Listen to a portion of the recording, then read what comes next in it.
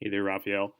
So I just want to make a video here to talk through your deadlifts. First, it's funny about the about the black chalk. It's they almost look like you're just wearing gloves. But more seriously, do let me know. Let me know like where you feel like the bar is hurting your hand because it's usually something. Uh, this is usually a grip related issue that we can talk about your technique and how you're gripping the bar. Because if the bar is hurting your hands, usually it's related to that. And I haven't had anybody that that hasn't been able to grip the bar with their bare hands pain free long term, and it really does improve your grip.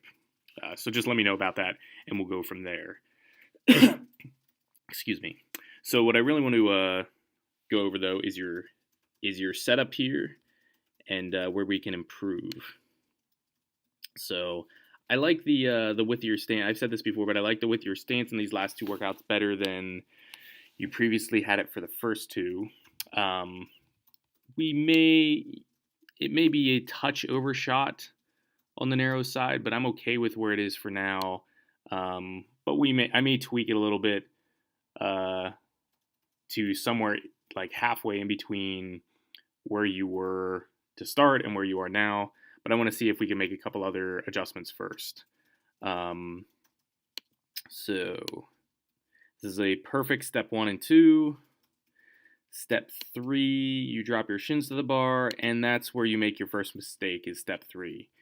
So I want you to watch the plates here when you drop your shins to the bar. See how the plates rolled forward like 2 inches, 3 inches? So the bar has now gone from being over the middle of your foot to being about 2 inches forward of the middle of your foot, which causes the bar to leave the ground forward over your toes rather than over midfoot. So the bar is no longer going to come off the ground in a straight line.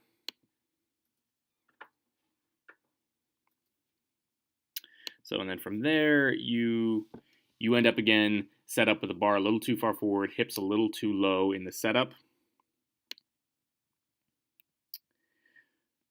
So how we fix this is pretty simple.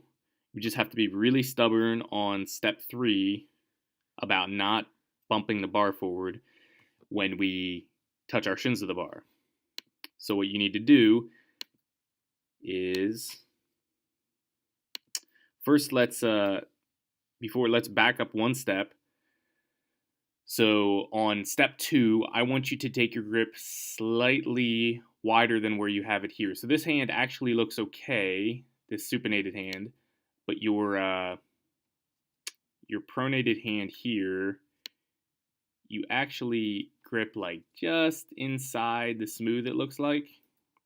So I want you to move this hand out so that there is just a tiny little bit of knurl showing between your hand and the bar. And this is important just to make step 3 easier. So when you do step 3, which is shins to bar, you're going to touch your shins to the bar.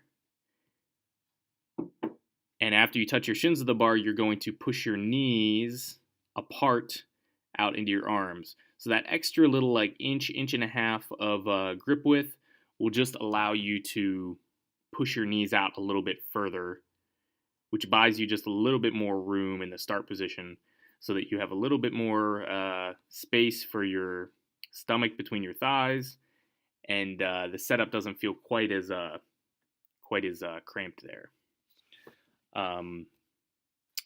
So after you've touched your shins to the bar, you push your knees out. That's your position there that you have to squeeze your chest up from. So you do not get to drop your hips any lower than wherever they end up on this step 3. That sets your hip height. So with your hips frozen in place, you're going to then squeeze your chest up with your eyes about 10 to 15 feet on the floor ahead of you, and then pull from there. And that'll set you up for a perfectly straight deadlift. So really this comes down to just being real stubborn on step 3, keeping the bar exactly where you placed it, on step one, and that's it. So let me know if you have any questions about that, and we'll go from there. Thanks, Rafael.